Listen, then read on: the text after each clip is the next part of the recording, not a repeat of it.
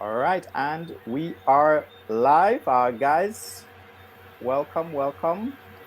Just giving you an opportunity to come in. We start promptly at 8 o'clock.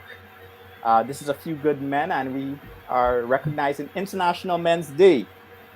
I have here with me Wayne Francis Wright. Welcome to the platform. Welcome to Hello, A Few Good Men, man.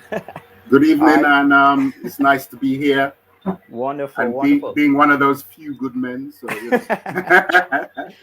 right, yeah, good guys. to I be know. here.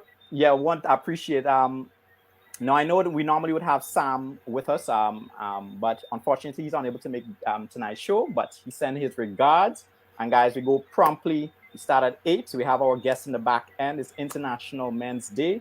What a day it was, my friend. Well, International Men's Day means a lot of different things to a lot of people, but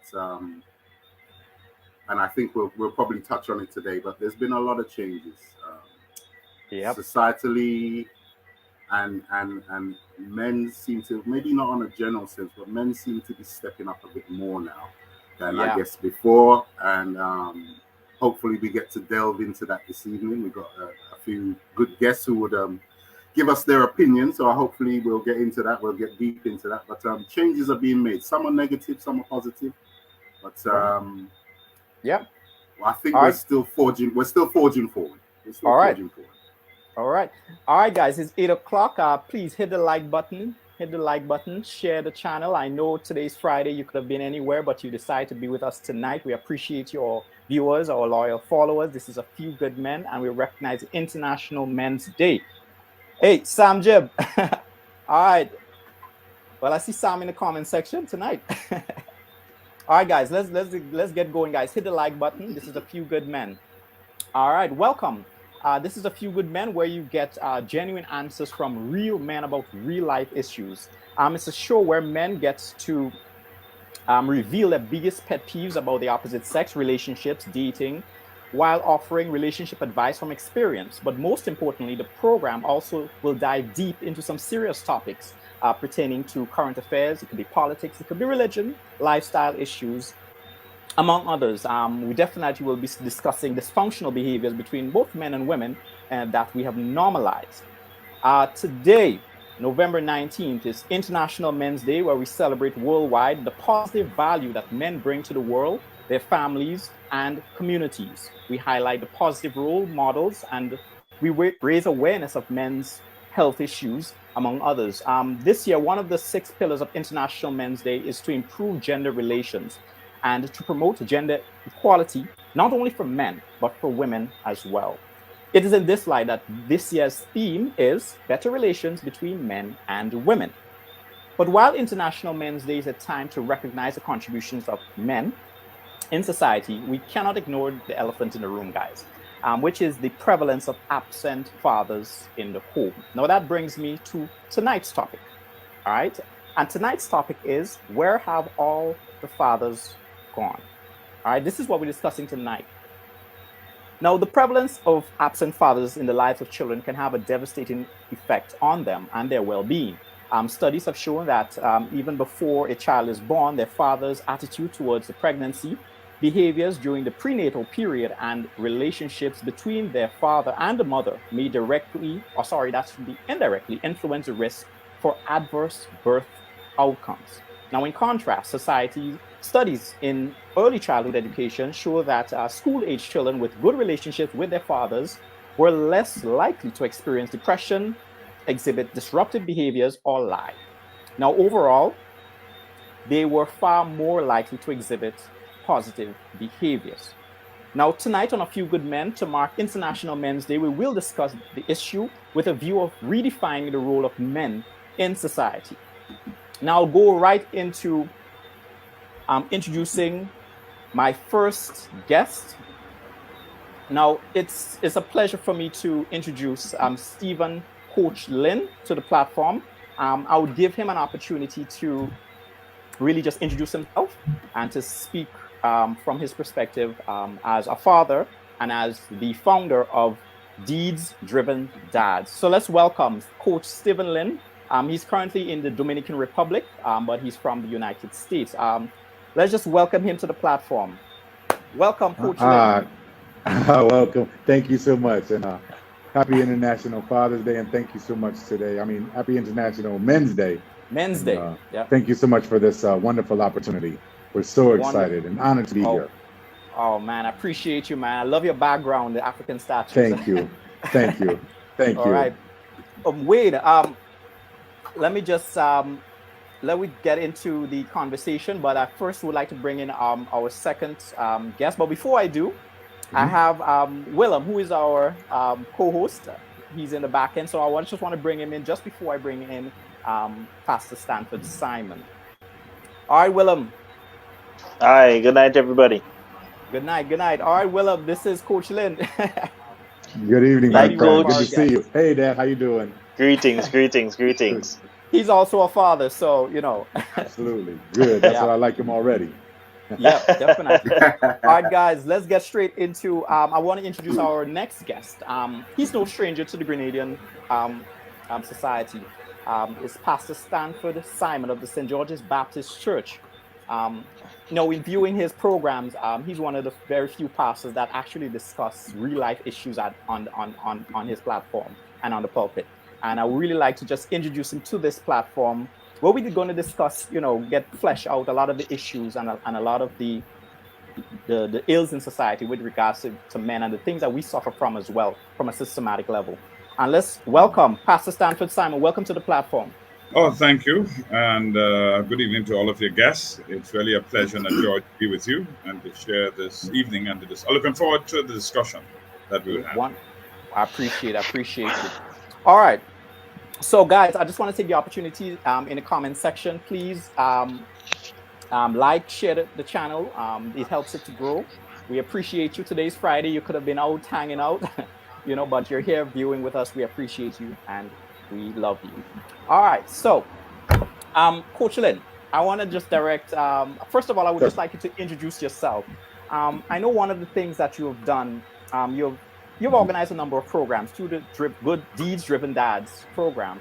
But I just would like, just introduce yourself to the Grenadian public and to the viewers who's watching, so get an idea as to who you are and your background. You got it. Well, Deeds Driven Dads was formed 15 years ago, a brainchild out of necessity. Many years ago, those on the panel and those in your audience know that the issue of fatherhood was taboo. It was toxic. They didn't want to talk about it. However, we were then seeing, particularly in the 90s through now, that we had a illness, if you will, not only in the United States where we started, in New York. However, it was spreading throughout the world, throughout the islands, Grenada included, where fathers were not stepping up to the plate. Fathers were having multiple children, yet were not involved in any of their lives.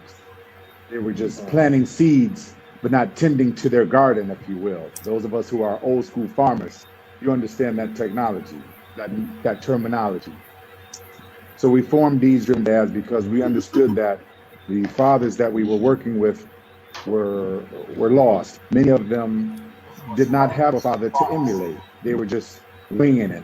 They were in the game of life, but had no idea how to play it, nor did they understand the value or the purpose of them being a father. They didn't know the blessing that they had with their children.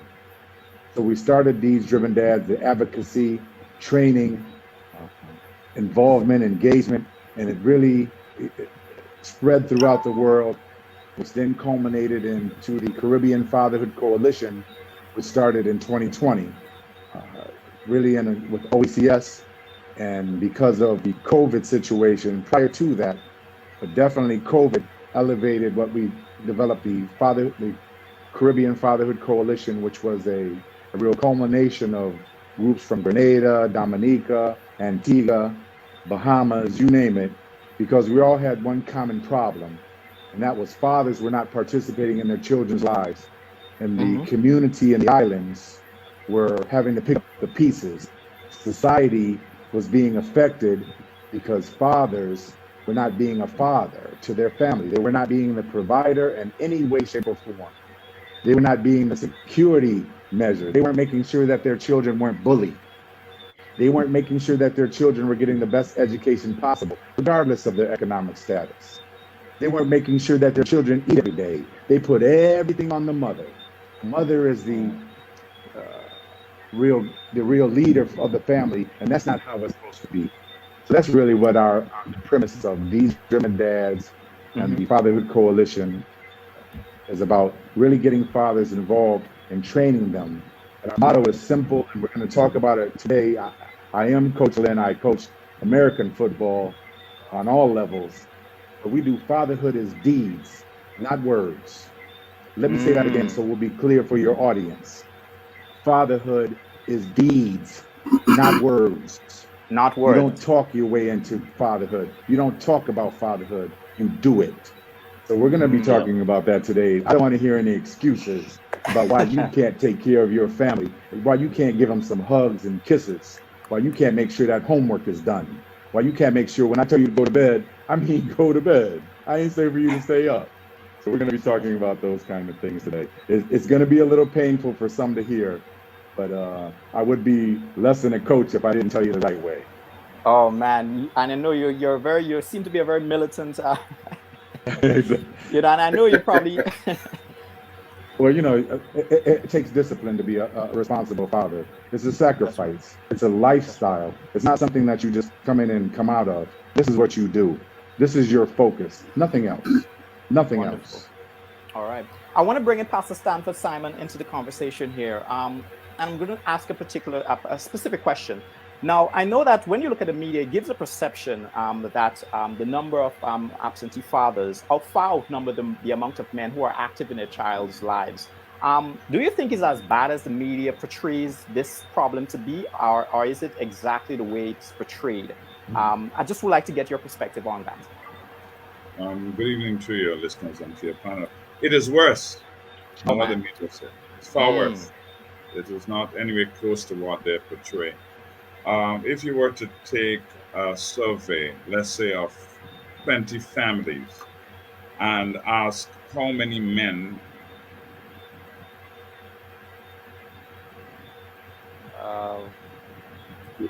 okay, he's froze there. Hold on, let's just give him a minute.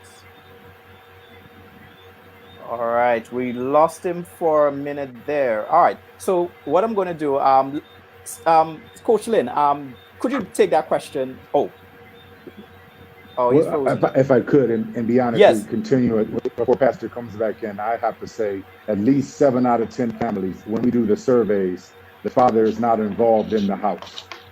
Okay. And I see pastors back in. Yes, so it passes back. Continue with that. Yes, anything he's saying is true. The internet just slowed down a bit there for you, but could you continue? Yes. Yeah, no, I because for me, one is across the board involving myself in society as a pastor, as a person involved in the credit union and the banking sector, as a contractor. So I have a widespread of my involvement with people. And when I think about the many persons I come in contact with, you realize that a lot of the young men and young women you come in contact with, their fathers are not involved in their life. The men want to have the luxury of the woman to have sex with, to say that's his woman. But when the woman gets pregnant, he wants to find another woman. He do not want to stay and spend time to help develop that relationship and to develop that child. So the child grew up without the father figure in the home, where the mother is father and mother. And one of the questions that persons are wondering, a subject that's touchy for a lot of people, but I'm very clear on this: homosexuality. You're wondering why there are so many young men turning to homosexuality. One of the reasons is because there are no fathers. They have no father setting example. All they're doing is the feminine. The mother is in the home. The female is in the home teaching him everything. And so he grew up learning all these feminine traits and feminine things. And so when that is introduced to him, he thinks it's okay. And it's painful to see it. But when you look at how society itself has treated men, And somehow we say men no good. We push them aside. We have said so many negative things about them. So at this point, the men are saying, look, I don't care. I just go ahead living the life I live because nobody care about me. And then the young man look at his home and do not see his father there. When he have his girlfriend and then he get married, he think he could live the same life, just go about, or go about having children here, there, and everywhere, and that to him is normal. And what has happened? We have normalized keeping, as we say, where you're shacking up in a house with a woman. It's normalized. It is not something, especially in the Caribbean. We feel that that is okay. Having 3 and 4 women, like we used to grow up, and you hear they even the mother saying or the men saying, "Look, my cock outside, hold your hen." So he could live as he want, do what he want. But if you take that same and put it on the woman, you feel the woman shouldn't be doing that. She shouldn't have man here there, everywhere. The man can do, the woman shouldn't do it. And that in itself has put a strain on society, a strain on our women who carry the burden of a single parent being both mother and father. And in turn, it has hurt our society in a real way. And that is why we are where we are when coming to family. Okay. I want to ask you a question here. Do you think that society has some role in this? Because I think, and I'm just being, I'm just trying to be open here, that some might say that you're blaming victims for their own oppression. If I were to say, do you think that society or the system, in a systematic way, it has an effect on the victims who are now portraying these dysfunctional behaviors? Yes, of course, the society also play a role in that. It's not just when you think about the society, think about the people, the community, the structure of the society. And in a way, we have not encouraged family life, especially in the Caribbean. The church have taught getting married, but outside of the church, you really do not have a push to have men be with the family. Think about it. How many men you see spending time with their children and with the woman that they love? I mean, quality time, and not just turning up and leaving. Quality time with the person they love and the children that they have. Very few. Very few. And society has come to accept that as the norm. So it's normal for the young man who sees that. He then think this is normal life. Okay. I want to bring in Coach Lynn, and then I would like to get a perspective from Willem and Wayne as well in this conversation. Coach Lynn, what are your thoughts on this topic when we deal with this issue? I want to get your perspective on that. I agree with Pastor. Society has somewhat to do with it. Of course, we live in the society. We live on this world. However, we make individual choices. It seems that for many years now, for at least 2 generations, many men have chosen to take easy street. Many men have chosen to follow the streets. All of us understand that phenomenon, that entity, the streets. You chose to take an easy path in life when you found out that you were going to be blessed. And let me be clear on that.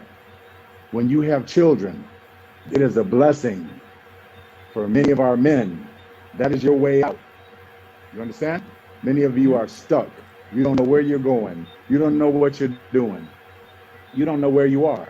But you have these children, and because you do not support them, because you do not use your blessings, because you do not make your blessings be a part of your life, you are going to go absolutely nowhere, which was told to me when I was once with the streets. I'm talking to you now, both as a coach, a fatherhood coach, and as someone who was once lost. So because we have done that and used that terminology, society is guiding me, or another terminology that's used quite often, Curlin, you and I have talked about it for many times, the culture. It's the culture. Who it's told the culture, that? Who started that? That's not true. What culture owns making sure that your children's homework is done? What culture says, I want to make sure that my children have respect, which they have pride, they make sure that they have a self-worth? That's not a cultural factor, that's a fatherhood factor, and it spans all across the world. But I agree with Pastor, society absolutely has something to do with it. But once again, fathers have, for many years now, tend to try to take easy street. It's much easier because we are not physically having the baby for us to try to pull away from it, for us to leave it. You see, the mother has the child, it normally lives with her or her mother or wherever she's residing. He tends to go wherever he can go, wherever he can lay his head, not thinking in his mind, listen, I need to get it together. You know, I have to think more than myself now. I am way down the totem pole as far as priorities, particularly now that I have a child, a blessing. And because we have accepted societal norms, if you will, we kind of assimilated to that. I don't even know where that came from. That was never part of our people. Never. But because now we have assimilated to that, you know, we get what we ask for, and we're steering down the wrong path. We're in big trouble, as Pastor said before. The media and the numbers that they were reporting are not nearly what's really going on. We are in big trouble. The pandemic pales in comparison to the issues that we have with fathers not being involved in their children's lives. It's ridiculous. It's unbelievable. And the rest of us who are trying to do the right thing, trying to elevate our community, trying to help our people, we have to raise your kids. You see, we have to be the father for the whole community, because you won't step up and talk to your son. You don't go to any of his football games. You don't go to any of your daughter's recitals. You never know any of their teachers. You've never made one meal for them. You don't know none of their friends. You don't know anything about what they're doing as far as their dreams are concerned. But you'll be quick to say out of your mouth, oh, yes, I have 5 kids. Oh, I have 7. Do you? Do you? So, I agree with Pastor 100% on that one. Okay. I want to bring in, Wayne and Willem in this conversation. Now, you gentlemen are fathers yourself, so happy International Men's Day, first of all. Thank you very much. So Willem, take this one first. As a father, you heard the conversation. You heard the first question. What is your take? And do you think that the issue is what it is based on what we're seeing in the media, is what it is on the ground, from your perspective? I'm not a 100% believer in what the media produces out there, because a lot of the time what the media give you is a picture of another person's vision, and what they give you is a picture of something that they want you to believe, but it doesn't necessarily translate truth. It doesn't necessarily translate the real story.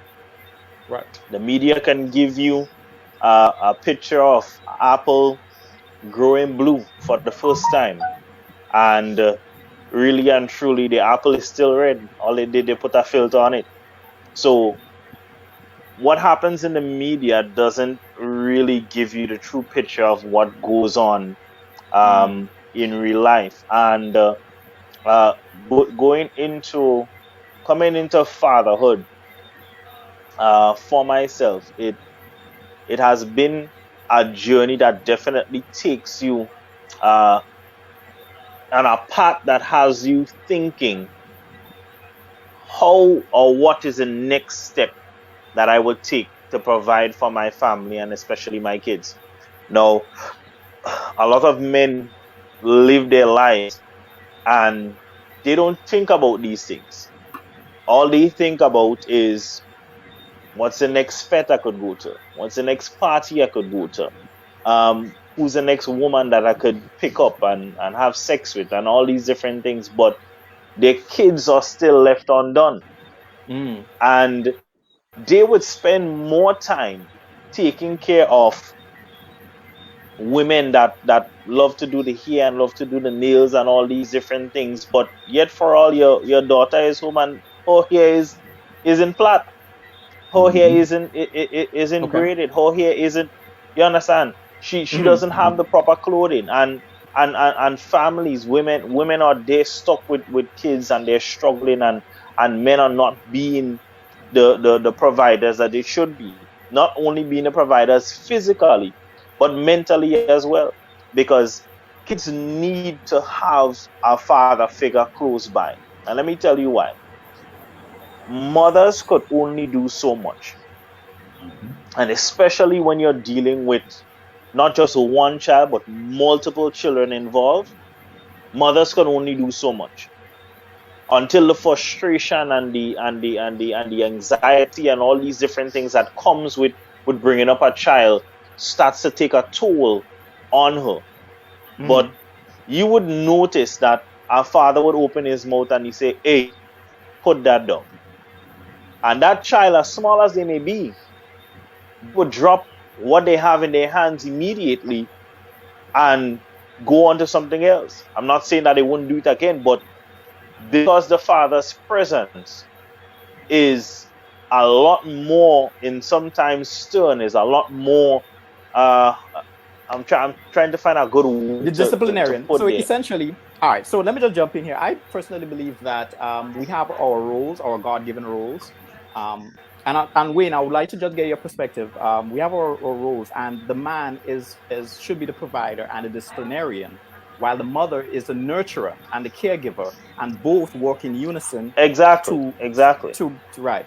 So I personally believe that. But Wayne, I want to bring in on this conversation. As Willem mentioned, the dysfunctional natures of men, the mere fact that we continue to be the village ram is what we call Lynn, Coach Lynn. This is what we say in Grenada, the village ram, right? But Mm-hmm. I don't like that term because I think it actually trivializes a serious issue. But my question to you is, our dysfunctional behavior stem from slavery, right? This is the studies that have been put forward. But from your perspective, I'd just like to hear from you on this topic, Well, very briefly. Yeah, briefly. I'm gonna hook on to Coach Lynn's comment about societal changes, because a lot of the things that we grew up, especially like the West Indian society, Grenadian society, Hmm. there's a lot of positivity, a lot of things we should hold on to, a lot of old school things that we should really keep close to our hearts. But then there's some things that, for the time and the age we're living in, I wouldn't say we need to discard, but we need to modify. We need to break cycles. And if we don't, this dire situation with fathers is just going to continue. But what I would say on a positive note is changing with the advent of, I guess, social media, with people reaching higher levels of education, people being access to different family units and different ways of living, which are a little different from the West Indian way of living, but good things can be taken from it, and can help us to elevate our children, help us to be better fathers, Mm, because a lot of the things that we grew up with, as you say, that you made that comment about the village ram, and it was something that was a joke, and people having multiple women out there was we joked about it. it's humorous. It's like, It's you the man, you got mm, all the girls, you know what I mean? You're a right. player, and it's emulated, and that cycle needs to be broken, because the youth are watching that, and that's how they're growing. They're watching their parents, they're watching their fathers, they're watching the fact that their fathers are not in the home, Mm, and they see that as behavior. Mm. okay. Because if you Uh, see it as normal, then when it does happen, it's like, whatever. I'm not there. I give them money every week, and I'm my child, and that's it. But that's not what it is. It's mm. much, much more than that. Okay, so I have a question that I want to just bring in Pastor Simon here on this one. But I first just want to give some statistics. Unfortunately, I was unable to get the local statistics here. But the United States, they have their statistics posted. So single motherhood has grown commonly in the US. And the statistic that I have is 80% of single parent families are headed by single mothers. All right, so nearly a third live in poverty as well, and that's according to the 2020 US Census Bureau. Now, understanding how the welfare system works, and let me just bring it, localize it here. how the welfare system works, it almost seems like it has become like the surrogate father in the home, so to speak. And somehow, as men, we become economically castrated, so to speak. That we retreat rather than take responsibility for our children. Is that a fair concept to come to, our conclusion to come to, based on the system that we're seeing, or is it a spiteful thing that fathers just don't want to take care of their children? This is my question. That's what I'm really trying to get to. Pastor Stanford, you're mute. Just unmute yourself. Right, yeah, you are muted. It is correct that men are not taking responsibility. Yeah? Men do not like to take responsibility. Oh, okay. We like to run. That's a massive generalization. I know. Massive generalization. I want to clarify. No. Hold on a minute. Okay. If you have 5 guys, right, in a room, and most of the times men would tend to want to shy away from their responsibility, and that's why we have so many single parents, right? Because so many single women, because men do not want to take the woman is pregnant, they do not want to stay around, they want to move to the next woman, right? We have a lot of men I know who stand up and be there, but they're in the minority. The men who stand up and be there for their children and their family, they're not in the majority. If they were in the majority, our society would be very different. They are in the minority. Sure. That in itself, I go back to my own father. My father had how much? I mean, my father had what? In Grenada, he had 5 of us. 4 of us was with my mother, 1 was outside, and my brother is the same age. Pretty much we're just months apart. While he was my mother, he had another woman on the side.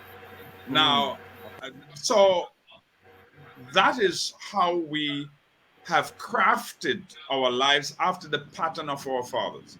There are few men who say, look, I do not want that life for me and my family.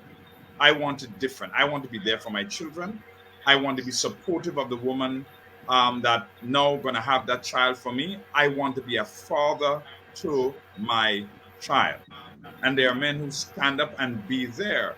But the problem that we face is that when the man begins to spend time with his family, his friends telling him the woman lock him up.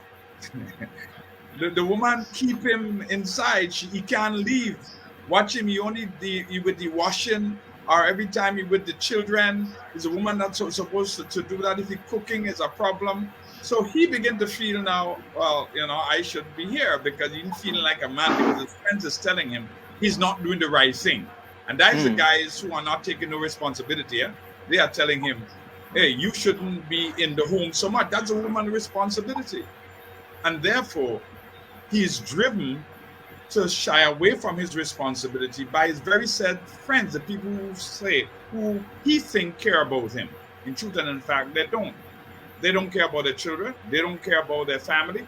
That is why they have 3 and 4 women and 3 and 4 children. Okay. So I'm saying we need to break those societal. We need to make societal changes. Hold on. I totally agree to you. I am just speaking. He asked me the question about the facts. I am just establishing what I see. Right? And I totally agree that we need to break it. That's why, we as a church, and I'll talk about that later on, we are doing a number of things to deal with that. But that's the reality that we live with. That's the reality. I totally agree. I agree. Okay. But Wade, you had an objection to the generalization. I'm not sure if you wanted to just address that very briefly. Yes and no, because to plant that on a whole, as much as you would see that in certain, it's a massive generalization. And as I said before, things are changing because people's the realizations and the openness and the open communication now is much more than it was then. And the things that we might have been acceptable to back then, we are seeing the error of our ways and we're changing. So changes are being changes are taking place, but too slowly, I think. And Pastor Simon does have a point. A lot of the things haven't changed. Male figures do shy away from their responsibilities. I just think it's changing, and it's not as general as it was, I guess, maybe 10, 20, 30 years ago. Okay. Well, I want to bring in Coach Lynn here. I know that you've done some work in the Cabony Green housing projects in Chicago, right? Now, this is one of the notorious projects. I think it's among the top 10 housing project where crime is festering at this present time. But you have done some work there. I'm trying to get from you what are some of the things that you would have to go through in order to reach young men and to reach fathers in that housing project and in the U.S. as well? Well, our greatest weapon that we've used for these many years has been leadership by example. Men, we have a terminology too. We call men coconuts. All of us here understand how hard that coconut is, boy. You can't get it open. Try to get it open by yourself. Same thing here. However, when men, we tend to follow someone who we like to emulate. So we've used that in our trainings. That's why our motto is fatherhood is deeds, not words. I was truly blessed. As I mentioned before, when I was a younger man, I was like what Pastor was saying. I was the ram. Boy, was I. Oh, so you could connect with that, with what he said. Exactly. Oh, and I'm absolutely not proud of that. However, God has a way of waking you up. I was blessed with the opportunity to have a daughter by myself. Her mother was sick, and she and I discussed it, and we decided that I was going to raise my daughter by myself from birth. And open my eyes up, and I mean, bam, the next day.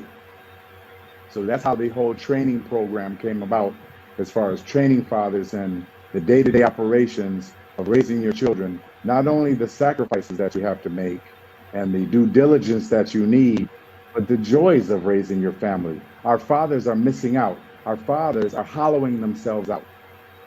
You are putting yourself in a deep hole by you not participating in your children's lives, by you not taking on the role of the provider, if you will. And I mean more than just financially providing. You provide mind, body, and soul. You are the leader of that family by your deeds.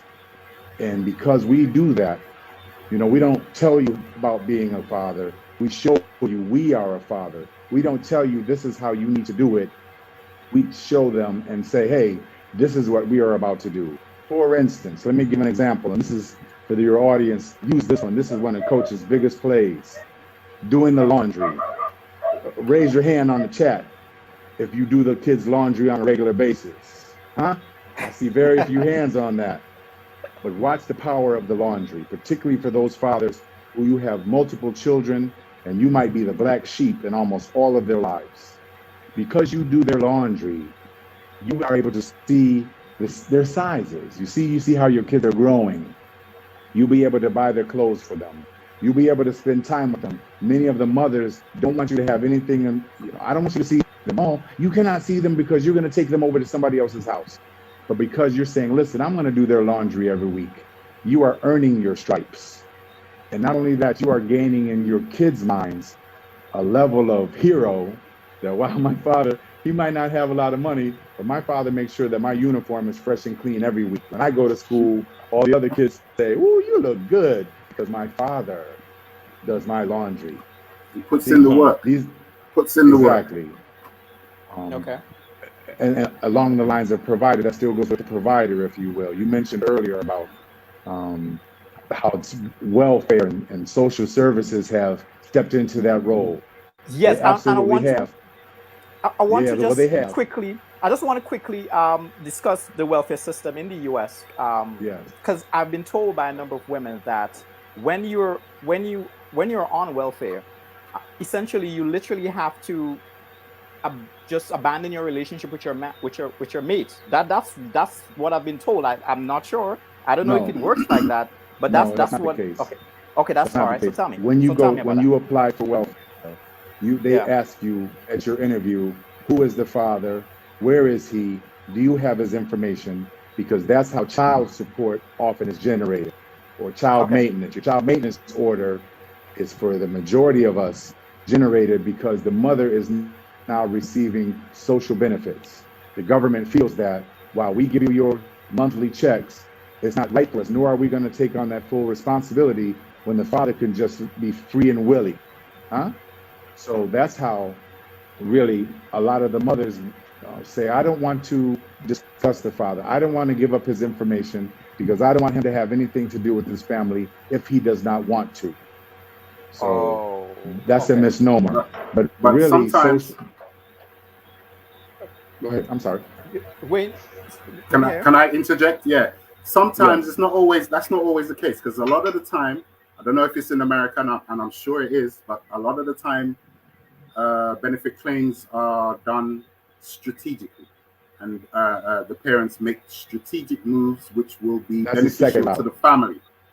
Absolutely. So they will omit the father's name purposely because they'll get more money, or it'll be more beneficial to them, or the father can has an outside hustle and he's doing his own thing, so it won't affect him. So it's done strategically a lot of the time. Well, what happens is you get caught though. Don't trying to dodge the system is very difficult. Yeah. If the mother applies for and receives public assistance, they're gonna come look for the father. They're gonna come look for you. Push come to shove, and sooner or later they're going to catch you. And next thing you know, you find out you have $10,000 in arrears. They're gonna take your driver's license. Yeah, until then, until they get caught. there. Yeah, they're out there doing whatever, and in their eyes.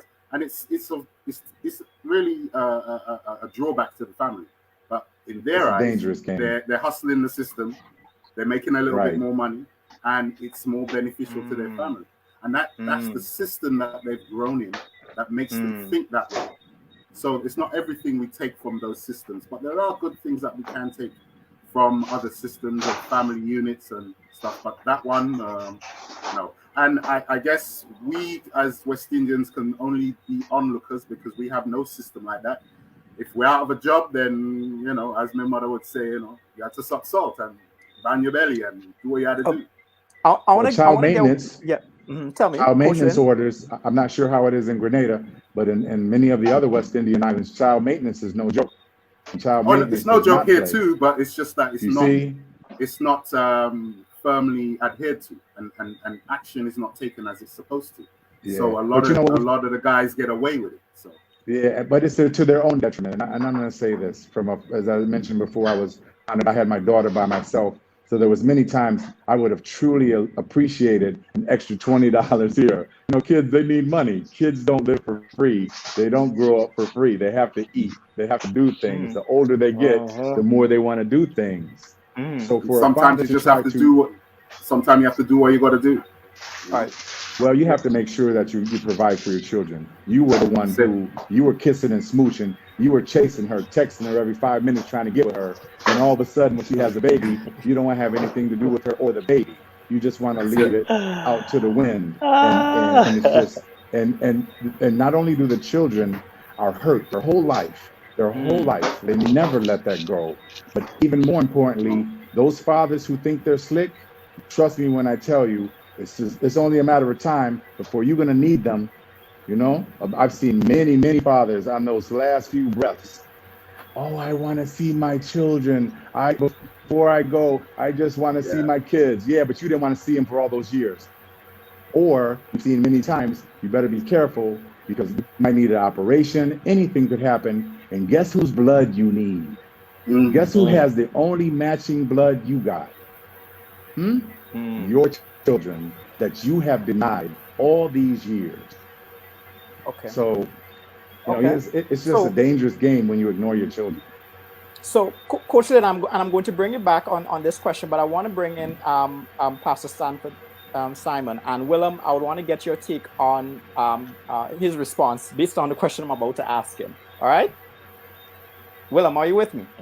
Yeah. Wonderful. Good. All right.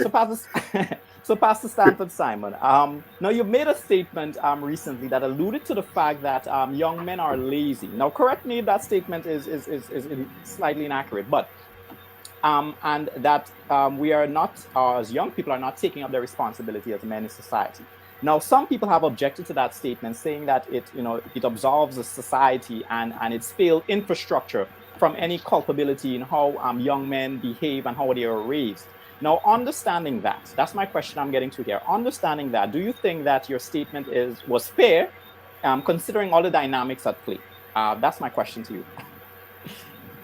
It was fair, it was clear, and I would say it the same way I said it. You see, it goes back to, again, the home, where the father is not there. Listen, I know when I was growing up, right, there are certain things you get up in the morning you had to do, right? You had to either you have sheep, you have goat, you have cow, you have something. You had the yard to clean, you have, pig to take care about, you have water to bring because we didn't have water in the pipe. There were things that we do. Now, if you fast forward to many in the last 20 years, many of the homes have running water. Many homes, many mothers and fathers say, well, I don't want my child to grow up like I grew up, having all these animals to take care of. So the child get up in the morning, breakfast is made, he gets ready, he go to school, he come back in the afternoon. There is nothing much to, there is no guided helping the young man to become a young man, right? He spends more time in the house, in front of a screen, doing nothing pertaining to developing his mind and himself and his muscles, except just being in the house, which used to be for the young women who stay in the house and do the house chores. Now the young men are in the house doing absolutely nothing. And what has that done to our society? Because I'm in construction and I see it all the time. Young men come to me for work, but they do not want to work. They want the money, but they do not want to work. And for I to get, like I remember I had about 10 helpers on a job. And I only ended up with one. I ended up with one, keeping one, because the rest of them, they want to come to work late. When they come on work, they want to go for water about 20 times for the day. They want to go to the bathroom a number of times. I mean, they're doing everything just to avoid working. Okay. And I'm not telling you what I'm dealing with it every day. In the church, it's the same thing. You go in the credit union, the places that you work, young men do not want to take responsibility. And goes back to the same thing. We haven't trained them. It's not all their fault. We haven't trained them. Our age group, we take far more responsibility. We want to work. We want to get things done. We want to get our hand dirty. That's our age group. The younger men don't want to do that. They don't want to get their hand dirty. And who is responsible for that? Part is the parents. Part is the society. Because also you have where you grow up in a society where you sometimes work for money, but you don't have to really work. Right? Where that has become part of the system. And therefore it is hurting our ability as a nation to get our young men working. There are few young men, and for instance, I would rather hire young men coming from St. Andrews, St. Patrick. In other words, outside of St. George's, St. David's, St. Andrews, St. Patrick's, and Johnson Park. Why? Because these young men coming from the country have a better attitude to work than the young men growing up in St. George's. These young men in St. George's, they get to work late. They come in, they work the closest, they live the closest, but they come in the latest, and they want to leave the earliest. Okay, all right. I want to bring in Willem. I want to get your take. Do you agree or do you disagree? What's your position based on the response? I agree. I definitely agree. I'll tell you why, because one of the most shocking things that happened to me over this pandemic, my main job, because I work in the hotel industry and so forth, apart from doing my own business and so forth. But when the pandemic hit and the hotel and so forth closed down, I was home for a little while, and I said, you know what? I had a little bit to kind of keep me through. So I said, let me just kind of kick back a little while and just, not really get myself into the work field again. And then I said, yeah, that home thing kind of killing me. So I said, because knowing myself, how I grew up, my dad was always outside doing something. He was never kind of in the house type of guy. He was always outside doing something to enhance around the place, even if it's just to cut the bushes around the place and keep the place clean. He was always outside doing something. His hands was always to the plow. And I developed that from my dad. Thank God that he was there. And when after I sat down in the house for a little while, I said to my wife, I said, babe, I can't do this. I said I had to go and find something. So while going out, I got another job, and when I was walking home at evening, another gentleman who I grew up with, he was like, Willem, you're walking again, and your fellas sit on one side of the balling that they can't find work. And it was a shocking statement.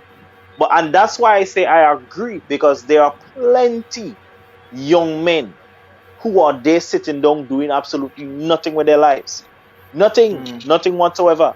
And then, look, for instance, Sam, he's not here tonight. Sam posts up jobs for job availabilities almost every day. Almost every day. A lot of those I screenshot and I send it to a lot of people. They're working? No, they're still home. And it's not it's not because they can't get the job, it's because they don't want to work. And it's a true statement. A lot of the younger men, even in my generation, a lot of them lazy. They go work now, and when they can't deal with that, they find that work too hard, they give it up and they go back out and they sit on the block. They go smoke for a little while, they go drink for a little while, and then when money run out, you see they go and look for something again, and then when they get the money, they're done with the work again. And that's a cycle that they continue doing for years now. So I firmly agree. Go ahead, Colin. Okay. Wayne, just very briefly, I want to bring you in on this conversation. What are your opinion on that? Do you agree? Do you disagree? Well, a bit of both. I have to agree with Pastor Simon that growing up, I would say I was lucky because I transitioned from the UK and I came to Grenada at a young age, and I had all of that. I had pigs, I had goats, I had chickens, I had cat, dog to feed before I went to school. I used to go and jog fig tree to put in the land before I went to school. This is things I did on a standard, regular basis, and it was character building. Yes. I would not be the man I am today if I didn't do these things. I am at an advantage for it. But these things are not as prevalent now with the phones and the computers and everything. These things are not as prevalent. We need to, that's what I'm saying, a lot of the old school stuff we need to get back to, as much as some of them we need to discard because they were counterproductive. But what I would say,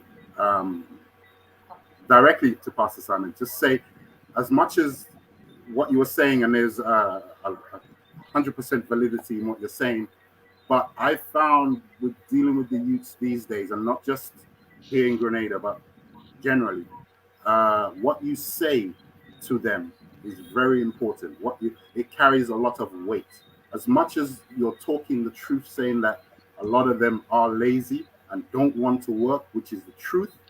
But if we want to engage them, if we want to inspire them, we've got to watch our words. Yes, we have to be firm and stringent because they need to hear what we're saying or what the parents are saying. But we do need to be tactful in what we say to them because they take these things to heart and it makes them change. And I can talk that from experience.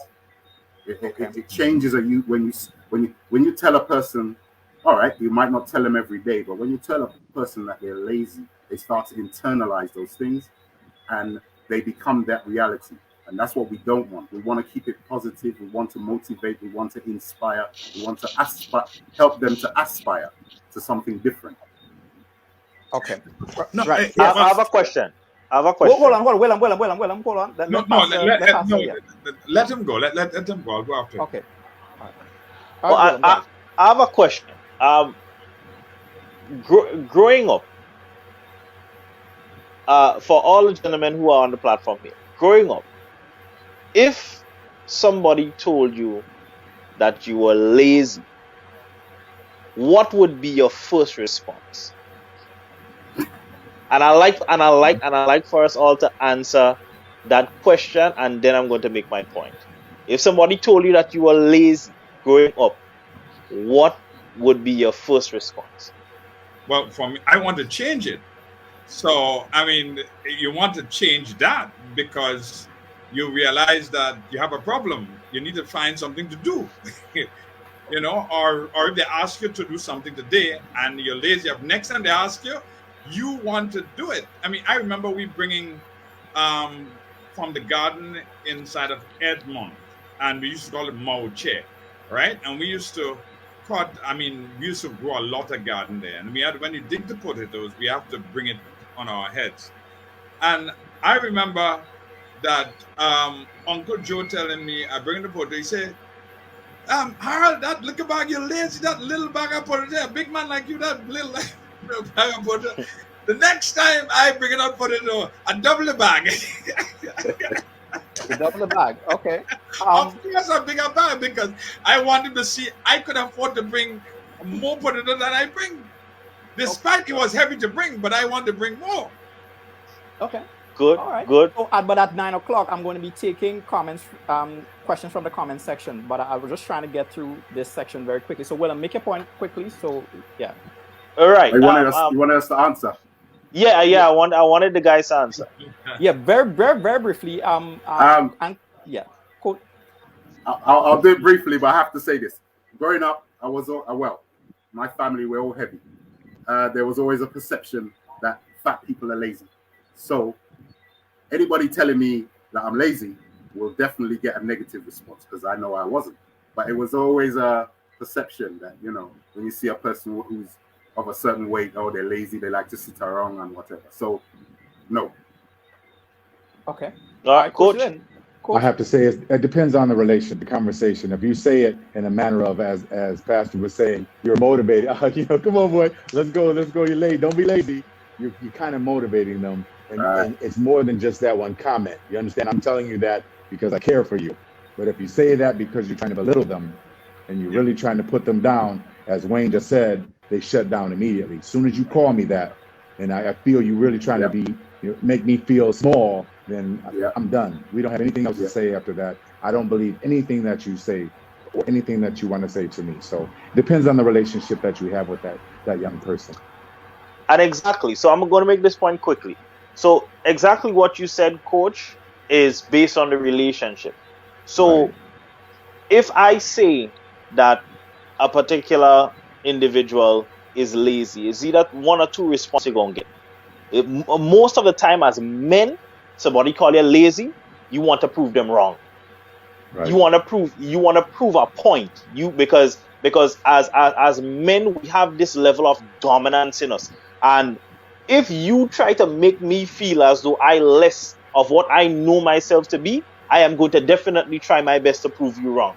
So saying that a lot of the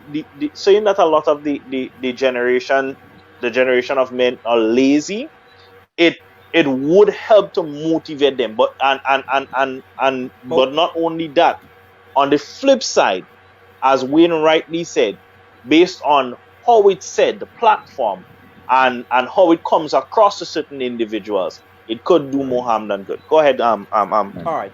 I just wanted to make sure that I give the flip side of what you said, because we are actually assuming that everyone functions and processes information the same. Okay, right. So I'm glad that you brought that balance. Okay. Yeah, right. but what I found in the statement I made in that sermon, that even the young men are saying to me, Pastor, you're so correct. And the older men are saying the same thing. Across the board, it's not that the men are negative towards it. They said, look, we need to do something because these young men, something is wrong. And then the young men are saying, their peers, something is wrong and we need to fix it. And that I found to be very common, the comment out of the sermon that I gave when I spoke about young men are lazy. Okay, so I just want to remind people in the comment section that we will be taking questions at 9 o'clock. So, Coach Lynn, I think I would want to bring you in here because we're speaking about young men and getting them motivated to do things. You seem to be in the perfect position as from your standpoint in the U.S. to Mhm. be able to give instructions that young men will follow, right? As a Yes. coach, right? So under your organization, I'd just like you to briefly just describe to me some of the things that you're able to do with deeds-driven dads, and how were you able to reach young people, really? Yeah. Well, we were so honored. A few years ago, starting in Antigua, we started the Future Fathers Club just to address just what Pastor was saying, because we found that so many young men didn't have anyone to emulate, learning good work ethic, learning integrity, learning to be disciplined is not something that just a normal teenager will do. No teenager wants to get up at 5 in the morning and go clean up before they go to school. Find him. You say, boy, you're weird, right? There's a new word. All right. However, when the young men are watching someone who they admire, that's why we really started the mentorship program. We look forward to bringing the Future Fathers Club to Grenada. We do not play with them because the boys want to. They don't want to be that way, but they've never seen anybody like that. I've never seen anybody who gets up at the crack of dawn every day, takes care of the house, makes sure that the animals are fed before they go to work. Because they see somebody do that with honor, that's what they want to be. They feel honorable. They feel power. And that I feel different than the rest of my friends. You know how boys are. I'm not trying to be like the pack. I'm the leader of the pack through my deeds, not words. So that's critical right now for our boys, so that the issues that Pastor is going through, and Grenada is not alone on that. We've seen that all throughout the West Indies. All of the islands are experiencing that. Opportunities for young men, but they come for 2 or 3 days. As soon as payday comes, that's the last I see them. You see? Okay. So we have to have a real targeted and real disciplined training program for them until such time as we can get the fathers involved. That's why that fatherhood program is so important. That's his problem. That's him fumbling the ball, because really it should have been the father that was showing his first son. And I'm going to say this, daughters too, because this is 2021, almost 2022. No longer are our daughters just at home following the mother, cooking and cleaning and taking care of their families. That's a done deal. These girls can do anything. So they also have the same type of work ethic. But the boys in particular, showing them this is how you carry yourself as a man. Your word, keep your word. If you tell your employer that you're going to be there at 7, I didn't say get there at 7:15. I didn't say there even at 7:05. You are there at 7. You do a day's work for a day's pay. And so those are the types of things that we are now implementing, and we look forward to bringing to Grenada. It's going to take off like wildfire. And those kids, particularly in St. George, you watch how they come, Pastor. You already know it's going to be a boatload of them, because they just wanted somebody to show them. Okay. I know. I mean, I would really love to follow the program that you have. I'm interested in it. Thank you. For to be able to work with you and our church, St. George's Baptist Church, we'd be happy to be involved, to helping to have such a program, because it is needed. And Absolutely. how do we? My question for us is, how do we change the dynamics of what is happening in our society? The church has to play a role as much as the home play a role, and the workplace play a role, and the politicians play a role. Everybody has to get on board with this. You cannot be handing out things for your young men and not letting them work for it, because it affects me. The workplace can just be telling guys to come to work and not training them. The church cannot just telling people to get saved, give their life to Christ, and just come and sit in the pew. And then at the home, the man must get involved in the life of his children early. And therefore, this is something we collectively should work on. It is not a one-man show or a one part of society show. It's a collective effort for us, saying, look, we need to solve this problem, but how do we do it? Because you see, take for example, right? I saw a problem that we have with our businesses. So what did I do? I pulled together 18 of the businesses in the country, and now talking about Dream On Dreamers, where these businesses come together and try now to form a group of people who then could address the issues to help our young people who want to get into business. Because what's happening? The Chinese, the Indians, they're coming, they're starting businesses because we are not trained, we are not taught from school how to do businesses. The Syrian and Indians have been doing it for 300 years. We haven't taught our people how to do business. So they come out from school and we taught them how to go look for a job. So the reality of it, we as a church, we say, look, hey, we need to tell our people to start businesses. So what we did, we started Keystone Business Network, and we are telling our people in St. George's Baptist Church, you need to start your business. But we're also trying to provide the tools to help them to understand how to start the business. Now, so you can't just tell the young man to do something. You must provide the means for him for which he can do what you're asking him to do. I must be trained. Therefore, there must be a collective effort, and we have to do more than talk, because talk is cheap. Talk is very cheap. And I just want to add, we have a station in New York, Noise FM. Noise FM. Wayne, my good friend, he's carrying this program on a station in New York. I just need to mention this. And good evening to all the folks in New York who are listening. Oh, wonderful! Oh, pretty man. We appreciate you viewing, and we definitely appreciate for you sharing, Pastor Simon. I want to take the questions from the comment section, and I would not be able to get all.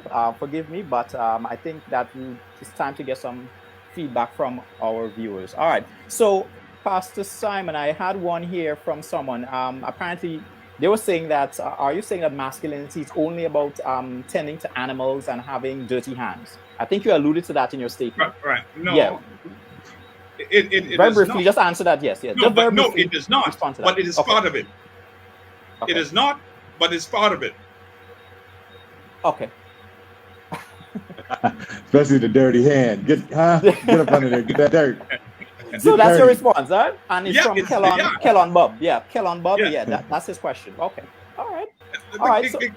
No, because you see, one of the things that I think that because we're in a technological age, right? We think everything, you can make money pressing a button.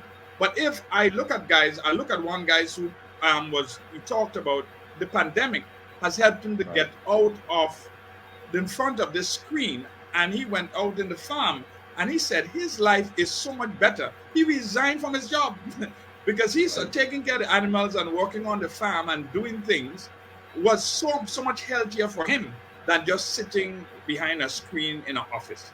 And he's much happier. I would say to you, a man would be much happier if he's outside doing stuff, because that's how God created him. Okay. All right. I had a question here from Ms. Sylvester. Is it fair to say that mothers or females are the main reason why fathers continue to not be effective in their child's life? And what can women do to help break the cycle of that absenteeism of fathers in the home? So I think, Coach Lynn, I'll direct that one to you. Very briefly, could us respond to that question? I have to say, no, it's not their fault. They're doing the best that they could do. It's very difficult raising children by yourself from a man or a woman's point of view.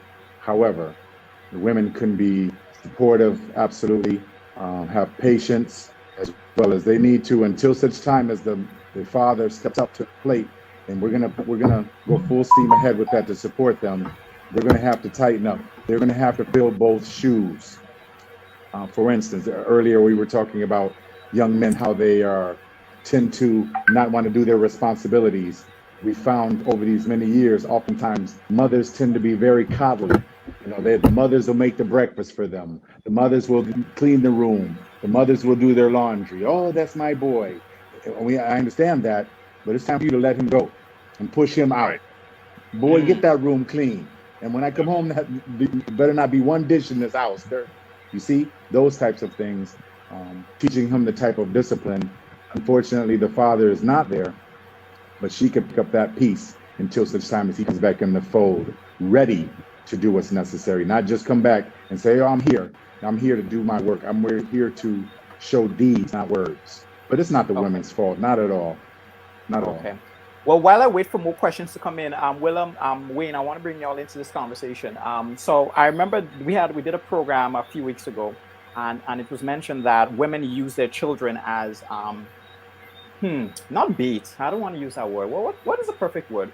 But in essence, it's like they're dangling their children in the Weapons. father's face. Yes, Weapons of mass weaponized. destruction. Right. They So do. I want to get yes. So I just want to get each on the panel here. I want to get your perspective. I want to start off. Willem, you go first. Wayne, and then we direct it to our guests.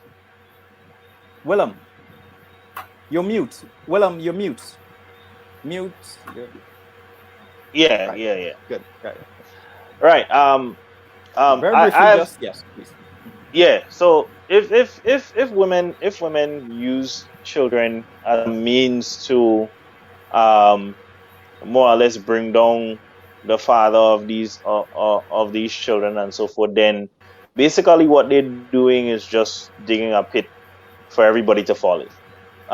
Because you're not just damaging the integrity of the father, but you're destroying the life of the child, and then adverse to that, you're destroying your own life as a female.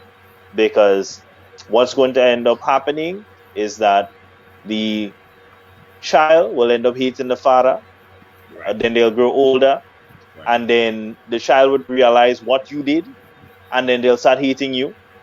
And before you know it, that child is already damaged, broken, don't know how to function properly in society. The same things that they may have seen the mother do as girl children, they might grow up and do the same thing to another man. The cycle will continue.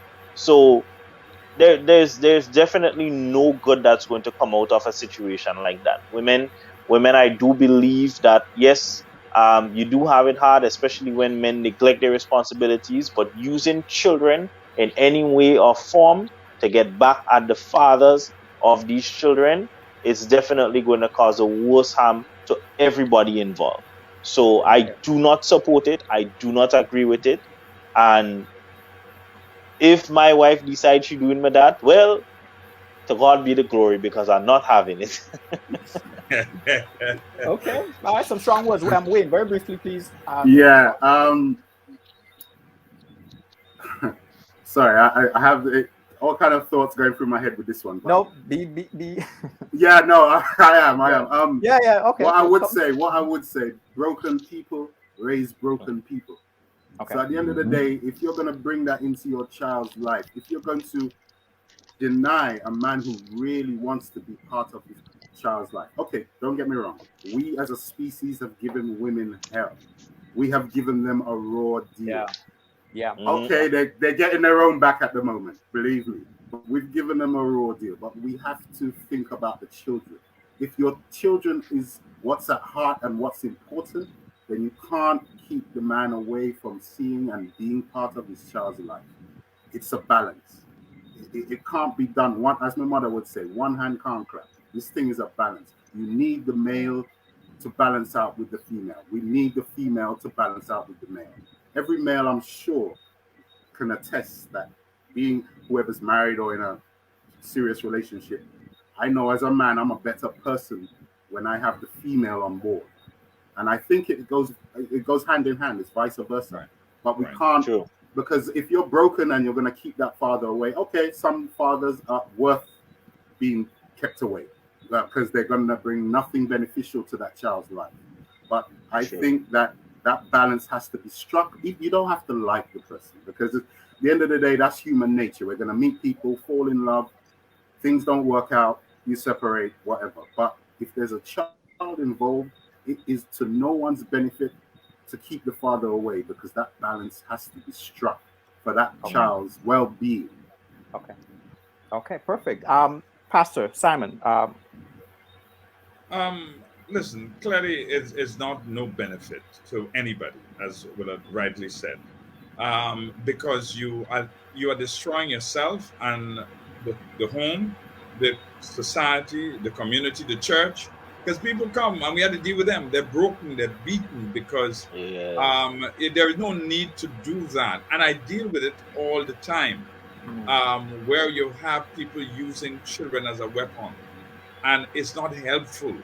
right? And it's destructive, because what happens is that, as we rightly said, the child grew up to hate you after a while, and they come broken, and they're more broken because they do not know what to do. And if they have a family, sometimes they bring some of that into their own, that brokenness into their own family, and then we need to be careful.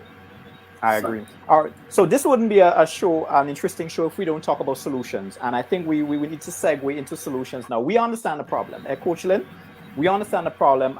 And I firmly believe that a lot of our dysfunctionalities came from slavery. Pastor, you mentioned that you use your platform and use your church not only to talk about salvation, which a lot of churches are doing, and that really ticks me off, but you're using your platform to talk about other social ills. It could be child molestation, it could be abuse, and so forth. I applaud you for that. But Coach Lynn, I'm just directing that question to you, and we'll take it to the rest of the panel.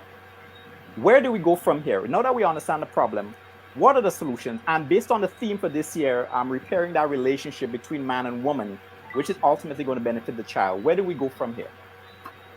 And what are solutions? Yes. It's time for Grenada to put together an official therapeutic responsible fatherhood initiative from top to bottom. This is an issue that will not go away. We spoke earlier. This is like a cancer, if you will. Cancer will not go away by itself. It has to be treated, specifically treated. And if we continue to just keep talking about it with forums, and I always say this, anybody who leads a conversation with "we need to" oftentimes is not the one who's going to do it.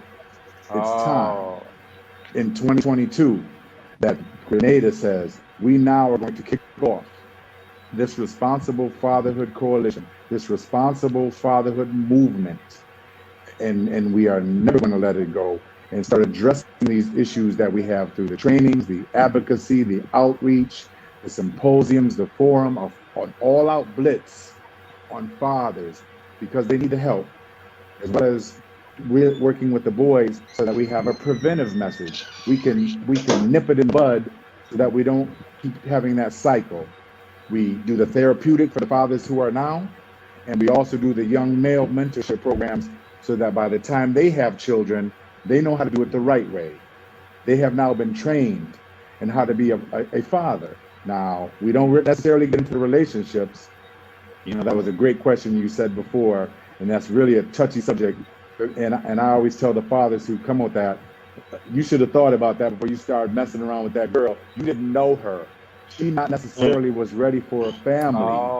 You understand? You had a baby by somebody who was still a little girl in her mind. She was in love with you and had this idea with you. When you and her didn't work, she's going to use the only thing that she has that she feels is going to hurt you, and that's the children.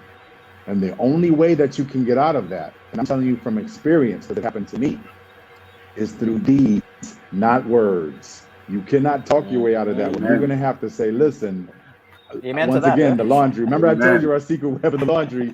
Very rarely will that same scenario, that same female who's just, I don't want you to have anything to do with my kids. You tell her, I understand that. Listen, I apologize. Let me do their laundry. Rarely does she say, no, please come and get it. When you come get it? But guess what? That's it. You don't care about what she says. All you care about is your children. Stop focusing on her. She's done. It's your children because you did their laundry. Write a little note. I miss you. I love you. Put a little something, a couple of dollars. Put some sneakers or maybe a new shirt. Regardless of how she acts, you and your child are like this. And it's going to make her crazy for a while. But soon she's going to say, well, he is a good father. I hate him. I don't want to see him. He makes me sick. However, he is a good father. You understand? Deeds, not words. Deeds, and those are the types of programs. That's the way we can get out of this hole. It's not impossible. But if the longer we wait, the more deeper, the more sick will we become with this illness. And we are sick. True. Pastor, I'll direct my next question to you. I want to know some of the things that you're using your platform and your church to do. You mentioned about the cooperative, getting us to practice group economics. I applaud that. But in terms of the psychosocial support that the church should be using their platform to do, you mentioned some of those things. I'd just like you to highlight that for us tonight. You're mute. Yep. Yeah, I think it is bigger than this, right? Mhm. So what our church set out to do 15 years ago, and as pastor of the church, is to provide leadership for not just our church, but for our country. The first thing we did was to start to train leaders. And that started with the leaders at our church. So we started training. If you want to be on the leadership team of the church, you must go through this leadership training. We expanded that to our members of our church. Then we expanded to the community. Then we expanded to the rest of businesses. So we got a number of people who came, over 400 persons who were trained in leadership training over the years that we did that. We stopped the program for a while. We're going to start it back in 2022. Now that's one. Secondly, in terms of looking at the radio program that I do, in looking the motivation moments I do, talking to men, especially doing talking things that are real, but in 5 minutes. Also, the program I do in Sundays, and bringing people in to talk people about their life story, and to get people who have had a real life story, transformative story, about their daily life, about how they live, their relationship with God, their relationship with women, how they do stupidness, and how their life come back together, how they got together with their children, and all. That's another piece of it. Then the other thing that we are doing, our church have a men's group, for which they know I'm reaching out to men, having men talk, men breakfast, meeting men where they are in the community. So they are doing that. We also went back to the prison. We have started a program there dealing with the prisoners experiencing God. Of course, getting young men there to think differently. And that again was exciting in terms of then the COVID came. But beyond that, also, our church now have a program that we have started called Chrysalis Education and Business Center. That specifically for education, meaning whether it's math, English, because a lot of people have left school, a lot of young men, and they do not know how to go back to do a course. So we said, okay, how can we help both men and women, but especially how can we reach out to people who want to go back to school, maybe to do maths, English, to go back to do CXC, or maybe just want to improve their grammar, whatever that be. But also with that, we added the computer classes where we have a computer lab with 16 computers upstairs ready to go. But now we realize that COVID has stopped us. So what we did, we put everything online. So all of the training and the courses is online. But with that, we then added Keystone Business Network, which specifically helping young men and women to start their own business. And our church is driving that. And then we have Dream On Dreamers. That is big businesses and medium-sized businesses we're trying to reach. To get these businesses who have muscle to say, hey, you need to be able to now sponsor young men and women to start their own business and to mentor them. So these are things that our church are directly involved in. As you know, I am chairman of GDB Bank, and I am big on helping young men to start a business and be able to put a framework in place to empower them, because that's the problem. How do we help them? And the government has been very helpful in putting money in, like we have the 1% now at the moment that a busman can come and borrow money now because of COVID for 1% interest to pay off his loan and to give him some breathing room. The hoteliers, that they can come and get money, that they can get some breathing room. These are specific and direct things that we are doing to be able, and I am involved in personally, in helping to transform the way that we think. But it takes time. But it also takes people willing to work. So those are things. And I want to say the leadership team of the St. George's Baptist Church is very involved in this. It's not just I. We have 16 different ministries in our church. They all function. And getting more people involved is critical. But not telling people Jesus save alone. Because Jesus save cannot help them how to live here on earth. We must teach them how to live here on earth. And that's a problem with the church. Our problem is we're only telling people about heaven and not helping people how to live on earth. That needs to change, because the church is also part of the problem of where we are. because people have they have used the church to really bring people to a place where you're the dependency syndrome, where you talk about God so much that you forget that you need to do other things in the society for which you live, and therefore it's important that the church, because when the church take the lead, a lot happens. The problem is the church is docile. We sit in the Right. back. Jesus is coming just now, and then people's lives are hurting, it's falling apart, and we are not doing enough to transform the society. I'm glad that you mentioned that. And Willem, Wayne, I'll give you the opportunity now just to direct any questions or comments that you have to our panel. And we could just have this open discussion now. And with a view of finding solutions to this issue at present. So the floor is yours, Well, guys. Wayne, you want to take it first, and Willem after? Yeah. Well, first of all, I want to commend Pastor Simon for his initiatives, because as much as someone always said to me, love is an action word. You could say you love someone, but you have to show them.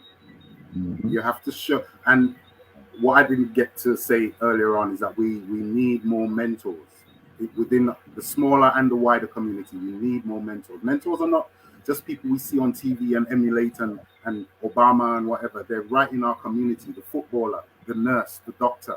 We need them to not just be nurses and doctors. We need them to be even counselors. And when they encounter youth in trouble, or they encounter families in trouble, that they're there. And I know a lot of them are. They're there and they express and help.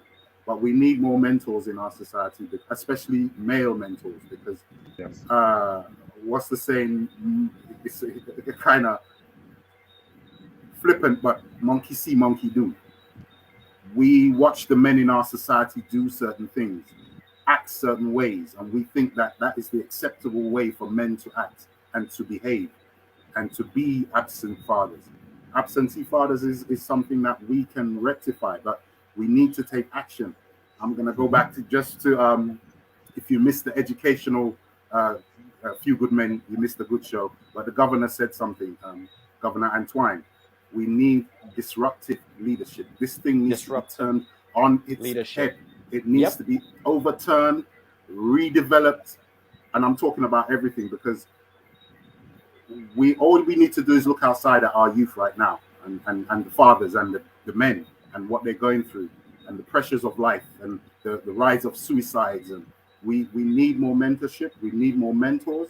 We need more people that our youth can look up to. We need more fathers that their sons can look up to and say, yeah, this is the kind of man I want to be. I want to be part of my community. I want to help. I want to raise a son who's going to be powerful within his community, powerful among his people. We need to change. We need some disruptive leadership, and the thing needs to be turned on its head, man. I agree. Yeah. Willem, comments from you, and you're mute. Yep, on mute. Some comments, yeah. I firmly agree with Wayne in what he said. I have seen over the years, as fast as people come into a place of leadership, the same cycle just continues to go over and over and over. Before you know it, we're just stuck doing the same thing, but in a different way, and nothing else comes from it. You don't breathe new life into something by just feeding it the same thing.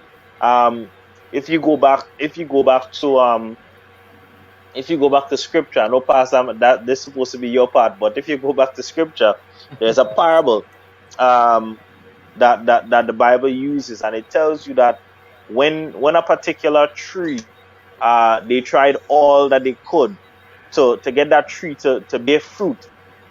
What Christ did, Christ came as a wonder, and he digged around it and added something different to it. You understand? The scripture tells us that he digged around it and dung it, and the dung there is basically talking about the manure, the feces, all these different things and them. So in this society that we live in, what needs to happen is that you have to do a total retrenching of a lot of things that we know as the norm, that we have grown up and seen. Because right now, a lot of our youths, as we were saying earlier on, they stuck to the television screen. They stuck to the tablet and the cell phone and all these different things. How many of us here had a cell phone before we were 10? That's funny. Well, we are at a particular age. No, All right. understand. But Willem, hello. But Willem, I also want you to balance your statement too as well, because remember, we're moving into an age of ICT and the digital economy. So balance your statement here, because remember, ICT is very important and it's quite lucrative, right? So we need not to say, oh, the old time days better than the new time days, but continue. Well, let me show you something. You see, the old time days has brought a level of consistency that no matter what level of ICT you put in the world today, the old school will still be there and it will always be there. Because no matter how much computers you build, it takes a level of work to get these things and them to operate. Because no matter how many coding you could sit down and do, they must have somebody to build the computers. I'm just being the devil advocate here. Well, I don't like to say the devil advocate because I don't advocate for anything, but you understand what I'm saying? No, yeah, I understand. Yes. But you must have, and that's the thing. Men, as Pastor rightly saying, men were made to be hands-on. Right. And if you I'll bring you in just now. Pastor Lynn, I'll bring you in just now. Though. I'm sorry, not Pastor Lynn, Coach Lynn. Sorry. Continue. If you look at it, the more you try to bring society to this equal level with men and women doing the same thing, the more women go and choose hairdressing and all these different things and the more men go and choose to do construction and building and all these different things you're still hardly seeing women going into these fields because men were just designed that way. So at the ending of everything, I'm just simply saying that I agree with what Wayne said, and you need some really, really, really destructive leadership. Disruptive leadership, not destructive. Yeah, disruptive leadership. Yeah, so we have to bring back that, and we have to train our young men what good work ethics is like. Because in personally, with a lot of my clients, and a lot of them come, and I look after them, I take care of them, and all these different things, and a lot of them who own businesses and so forth. You know what's the biggest problem? They can't find people to do the work. Because why? Their attitude, and they don't want to work. And it's the same thing Pastor was saying. They just don't want to work. So if we could use this platform here, Kola, to start inflicting some level of change, not just here, but everybody take a piece and they go out into the world and start inflicting that change and start being the disruption that we really need, then trust me, I believe that, a lot of men in the community, younger ones growing up, are going to see a difference in the men that they've been seeing for the longest while, and then a lot of things are going to change. All right. Coach Lynn, I want to bring you in here because Pastor, you heard Pastor Simon speak about some of the programs that he has done with his church. Yes. And now I know that you do a number of programs, especially in the Caribbean, Antigua, even in the Dominican Republic as well, and other islands. When are you going to break ground in Grenada, and what do you expect to happen when you break ground? Now, mind you, that Pastor is already making connections with you, so there's some synergy. And the other two too. You got the other right here, dynamic, and a few good men. Exactly. That's all we need is a few. Only a few. Yes. So tell me some of the So from your perspective, well, we look to support the programs that he already has implemented. We look to support 100% with the experience that we have and the outreach and the trainings that we bring to the table, particularly working with father figures, and the young male mentorship, the Future Fathers Club. We're looking to implement. We were honored over the last 2 years. We have been the ambassador to OECS out of St. Lucia, working with the Sustainable Development Movement. And it spoke right to what your guests were saying today. We have to have a new thinking. We have to go back to some old school ways. We got to get our hands dirty. We cannot be so reliant on technology or tourism, because when that storm hits, even before COVID, the series of hurricanes, and you see how they're elevating as far as their velocity. But then when COVID hit, it just woke us up and said, listen, we can't just be relying on this worldly stuff. We got to get back to agriculture. We got to get back to the blue economy. We're surrounded by the ocean. We should be living off that. We should be utilizing it. So these are the types of things that we're looking forward to bringing to Grenada. You know, you and I have been working now for some time on the implementation. We wanted to wait till COVID at least lifted a little bit and make sure that we were vaccinated to the point where we were safe. And I believe now by February, no later than February, we'll be ready to start doing some hands-on. We understand and have used the Zoom platform. However, in dealing with men, once again, it's a show me. It sounds great. Show me. Show me how to do it. Coach, we need you to come here so we can do the trainings, particularly the business development and the entrepreneurial training. Our boys are ready for that. But we're looking for February. Support the programs that are already there by any means necessary, as well as the programs that we have that have been very successful, from Dominica down to Trinidad, Bahamas, Jamaica, you name it. Be able to implement that in Grenada and use Grenada really as a pilot project. All the fumbles that we've had before, you know, now we're ready to put together a real championship game plan, if you will. And I believe Grenada will be able to show the way. I know that it can. I know that it will.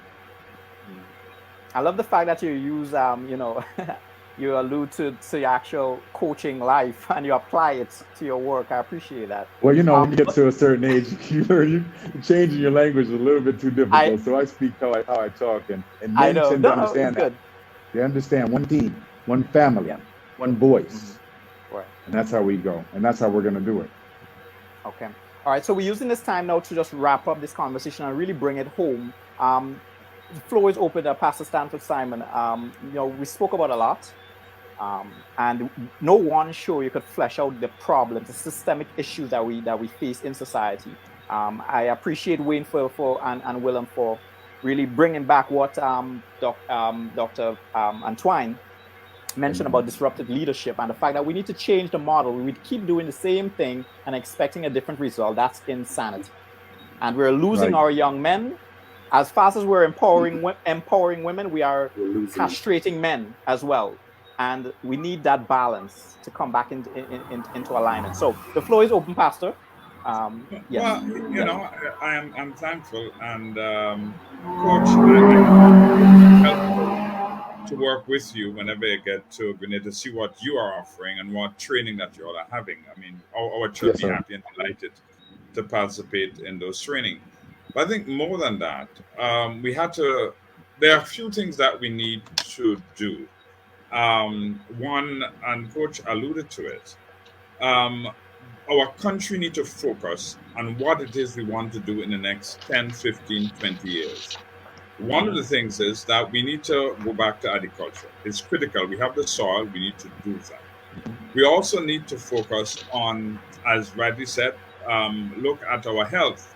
That's very much part of eating healthy, doing the healthy things. And then we focus on education, educating our people and getting them to the place where they need to be.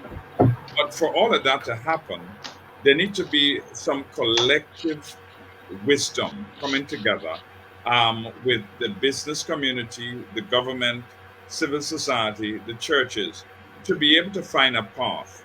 One of the things, mental health is an issue. We do not have a home for people who really suffer mental health. The Carlton home, which used to have where men, addicted to alcohol, and there was where they could go and find a place to recover. That is no longer there.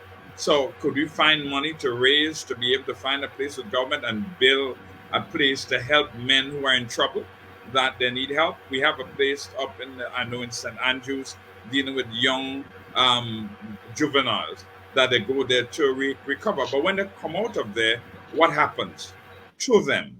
The other thing I think that is going to be critical for us as a church and as churches, we need to focus more on what is it we need to do to help our men to get to church. 80%, in some cases 90% of the church is women. And really our leadership team, sometimes 80% of our leadership team is women, because the majority of the people in the church is women. That's not healthy for any organization and for a society. We need to see more men involved, but how do we reach them to get them in the church? There must be something that we need to be doing as a church that we're not doing, to get more men involved in the activities of the church. Why is it that they're at the bar? Why is it that they're lying with the guys and they're together? What do we have to do to get them where they are and help them to see that they need to bring some of the skills, some of the things that they have to us and help us to help them? And collectively putting our skills together, we can efficiently build a better nation. This is not easy, but we have to be responsible. And as a church and as churches, I think we as pastors need to play a greater role and not just telling people Jesus saved. We need to get more things involved. And just before I end, one of the things our church will be doing now in this new year, 2022, going forward, on our Thursday night, we used to do all Bible study and prayer meeting. What we have done is we're doing 2 nights of Bible study. We're doing 1 night where we talk about health and finance, and 1 night where we have prayer.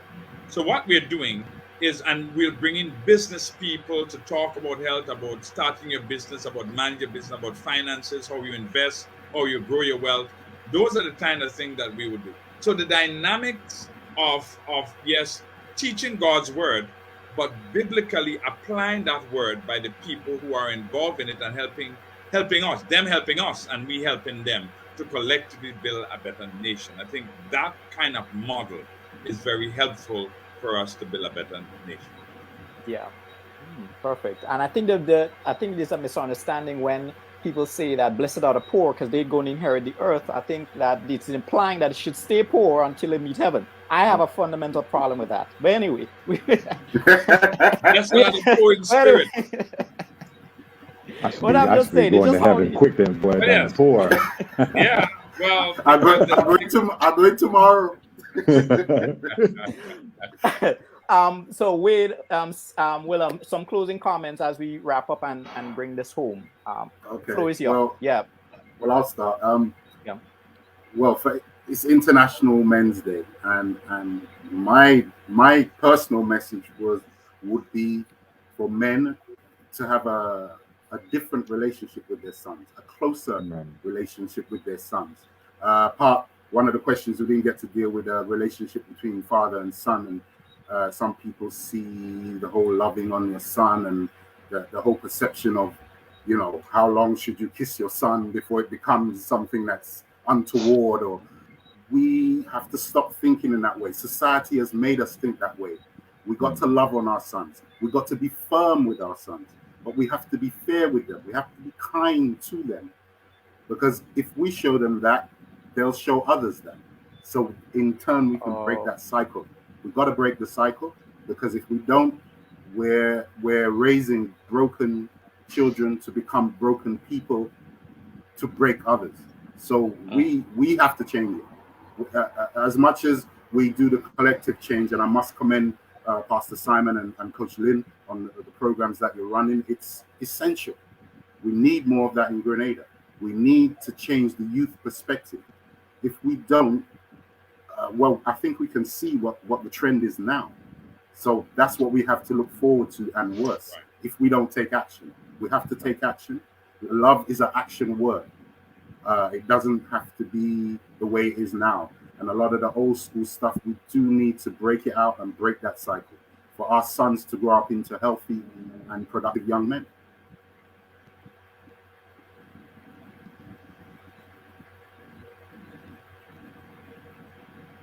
Yeah, it's not the camera. It's not the camera. I'm finished. Did we lose him? Oh, I think Cullen got sent off just for a minute. Yeah. I just realized you got sent off. Yeah. But as guys, sorry about that. I'm not sure what transpired there, but. Oh, okay. Yeah. All right. So it's on my part.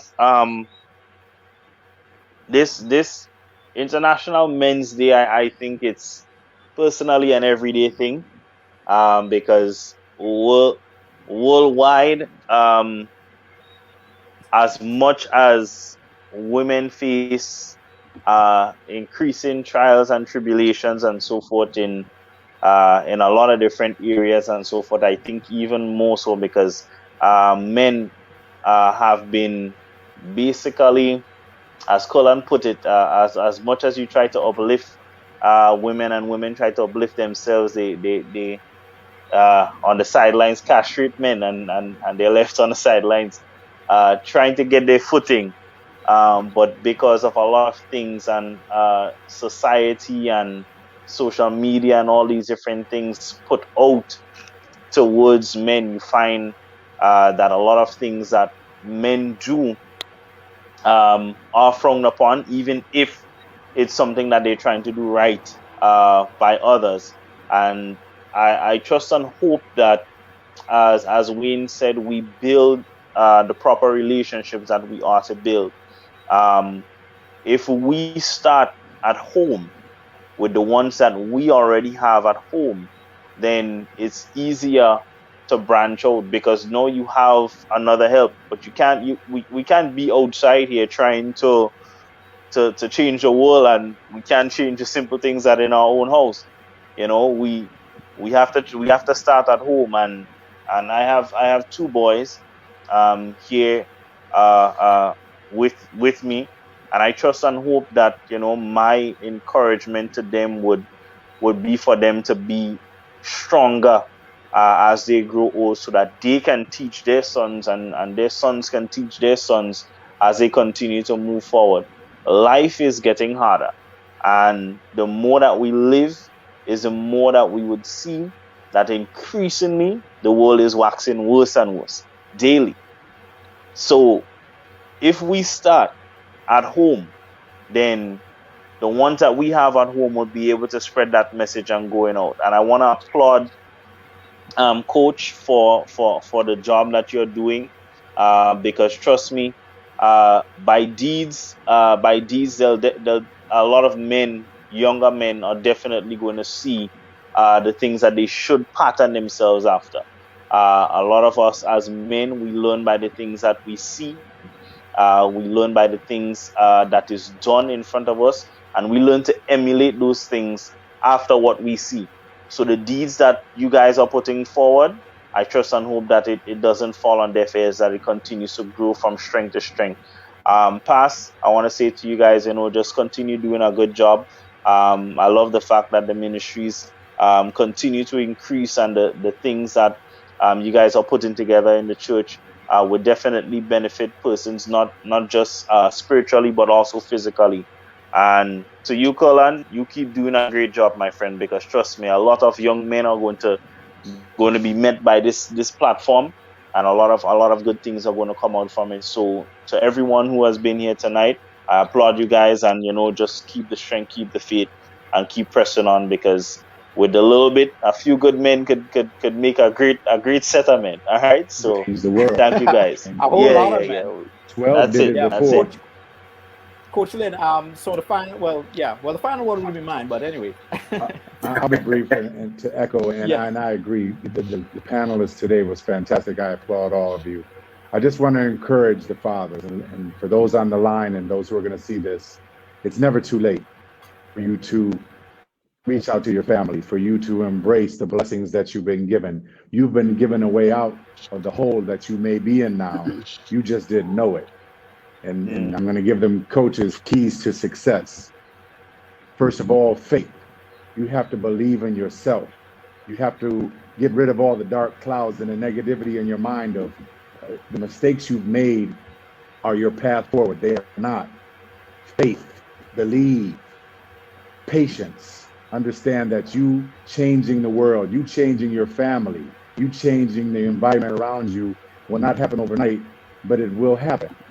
And because of your patience, your children will now have patience. They won't be so ready to put up their fists. They won't be so ready to do acts of violence because they have patience like their father. Sacrifice. Get ready to sacrifice. Fatherhood is sacrifice. There is no more you. But what do you care anyway? You can't take you with you. It's about them, their dreams, their future. And by you sacrificing for their dreams, out of the clear blue sky, and just sooner than later, Some dreams that you had when you were younger are going to materialize. You'll see. You'll get your business. You'll work with Pastor because now your children are doing well. Next thing you know, you have your own business. Last but not least, commitment. Commitment. You have to be committed to this. This is not something that you do overnight. This is something that just doesn't happen until they're 18 or until they're grown. You are a father for their whole life. Until your last dying breath, you are the father. So understand that. And finally, to put the icing on the cake, unconditional love. This is what fathers give. You love your children no matter what they bring before you, no matter what circumstance or situation that comes. And the world is going to come at them just like it came at us. But because you are the father, you still love them anyway. You're angry with them, you're disappointed, but you still give them that hug and that love. And you say, you know what? I got you. I love you so much. I'll get that room clean, like I said. All right, so let's go through the 5 one more time. Faith, sacrifice, patience, commitment, unconditional love. Those are the 5 keys, and they must all be turned at the same time. And when you do that, you're going to unlock some dreams that you had many years ago that you thought were lost, but are now there because you focus on your family, your blessing, deeds, not words. Coach, wow, well said, man. Round of applause, man. Appreciate you. I appreciate the work that you do in the U.S. because it's our brothers and sisters there, they need that type of engagement. Pastor Simon, I appreciate and applaud the work that you're doing locally here to get our young men in line and to understand their fundamental role that they play in society. Wayne, Big Willie. Well, guys, I'm not a father, but y'all making me feel like a father tonight. You know what I mean? Take it easy. I really, wait. You need to get there, brother. You need to get there, brother. There's nothing like it. There's nothing like it. Yeah, right. But you know what Good point. You know what I love? The mere fact that men could come together and just love each other. Like that is what we need. We need these types of sessions where we can come and we can vent our frustration. We could be vulnerable among ourselves and not be judged. And I think this is a platform. This is where A Few Good Men is created. It is a platform for us to come together and to love each other and to not be judgmental and to speak about the issues that are affecting us in our society and actually find solutions that we can be implemented to solve it. Guys, I appreciate for being on this platform. We're recognizing International Men's Day. Wow, I think that was an incredible program. I learned a lot, and definitely we're going to have our guests back to flesh out even more issues and providing more solutions as well. Guys, stay tuned because next Friday, we are actually going to be dealing with generational trauma and personality disorder. So we're bringing a psychologist and a psychotherapist to be able to flesh out and discuss that topic. So this is what A Few Good Men is about, a platform where we get to discuss every and anything that's going to affect us, and we are going to be providing solutions. So guys, thank you so much. Pastor, good night. Good night, Coach everybody. Lynn, good night. Good night, Blessings. everybody. Thank you. Thank you. God bless you all. Yes. Contact me. Steve, you need to contact me so we can talk. Yes, Next week we'll all talk. I sent the contact to you, Pastor. Just check your WhatsApp. You have his contact, and definitely we'll keep in touch. Thanks. Francis, thank you, Billy. Thank you, everybody. All right, blessings. All right, everyone in the comment section, good night. Good night, everyone. All right, good night, everybody. Good night.